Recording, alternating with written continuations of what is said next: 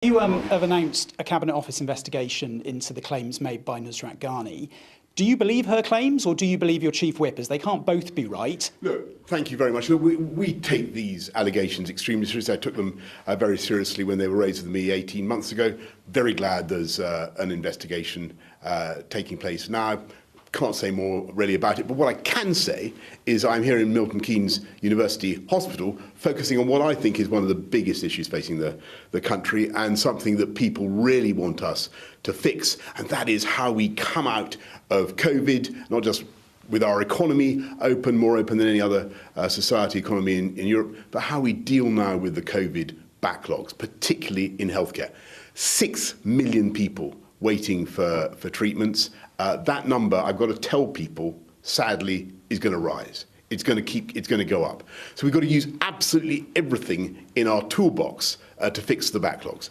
Investment, massive investment that we're making, but also new technology. And so here at Milton Keynes University Hospital, I've been looking at robotic surgery. I hope you got some footage of that. That can help to speed up procedures. It can protect patients, give them better outcomes, but also enable surgeons to do more. And huge numbers of people are waiting for those types of procedure. I was going to ask about COVID, but very briefly. In addition to what we're doing, just quickly, in addition to what we're doing on diagnostics hubs and, of course, on the massive investments that we're making in staff. Back on Nusrat Ghani, do you believe that Mark Spencer can stay in his job while this investigation is going on? I think really, just get back to the key point. This is something I take personally extremely seriously. I took it very seriously 18 months ago. We must wait and see what the investigation produces. But if I can just go back, by your leave, to what we're doing here, this is, believe me, a problem that we need to fix. And I do think that there probably isn't a family in the country that doesn't know somebody who's had their treatment delayed because of COVID. Across the country, millions of people didn't come forward for treatments. We have people waiting for cancer treatments, for all sorts of things, for surgery. We have to fix it. On the COVID restrictions, though. Diagnostics, community diagnostics hubs, robotic surgery, drive-by cancer screening, all those types of things we're doing. But above all, you need to make the investment in the staff. 44,000 more people in the NHS. Sticking on COVID, and that is an approach that we're going to continue. We've still got some restrictions, testing requirements on travel for COVID. Yes. What has anything been decided on what the future of that will be? So, very important point. We have, thanks to the tough decisions, the big calls that we made, and I think most people would agree that we got the big calls right in this terrible struggle against COVID. We have the most open economy and society in Europe, and although we have to be cautious, we are now moving through the Omicron wave, and you can see the figures are starting to get better. So what we're doing on travel, to show that this country is open for business, open for travellers, you will see changes so that people arriving no longer have to take tests if they've been vaccinated, if they've been double vaccinated. Is it a big week for you? The Sue Gray report is due out. Can you guarantee that no more embarrassing allegations about alleged breaches of lockdown within Downing Street will come out before that report is published?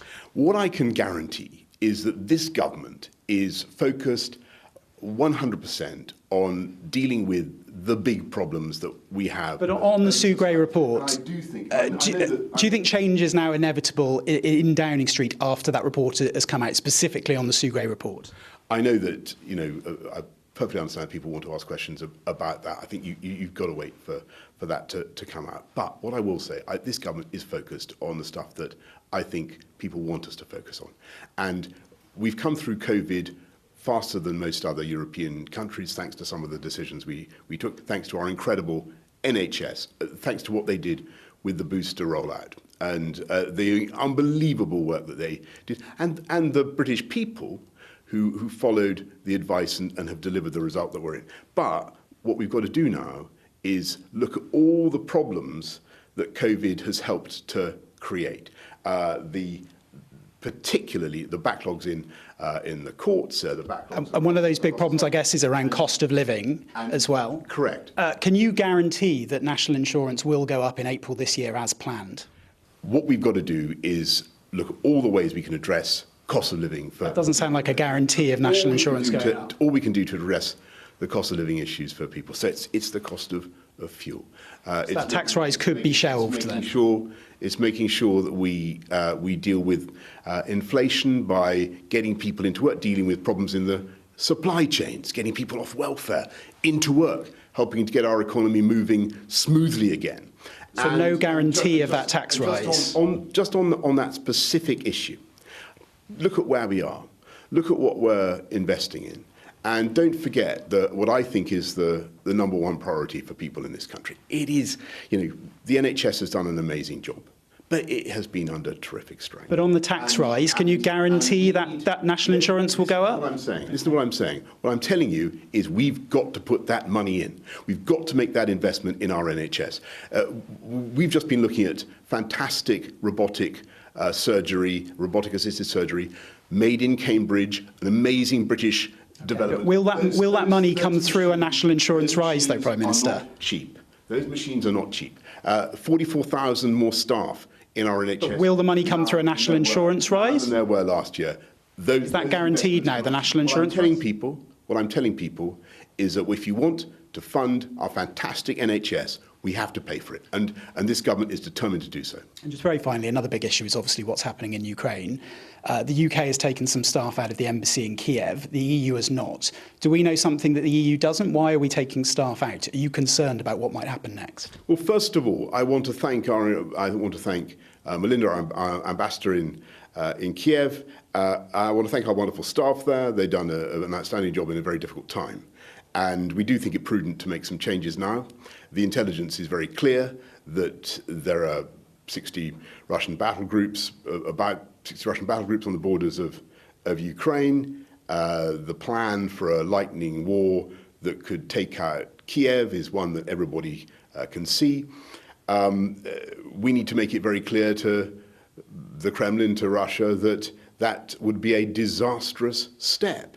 And so what we're saying is that the UK is leading on creating the package of economic sanctions, working with our partners around the world. And I'll be talking to them this evening, talking to colleagues in other capitals and in Washington.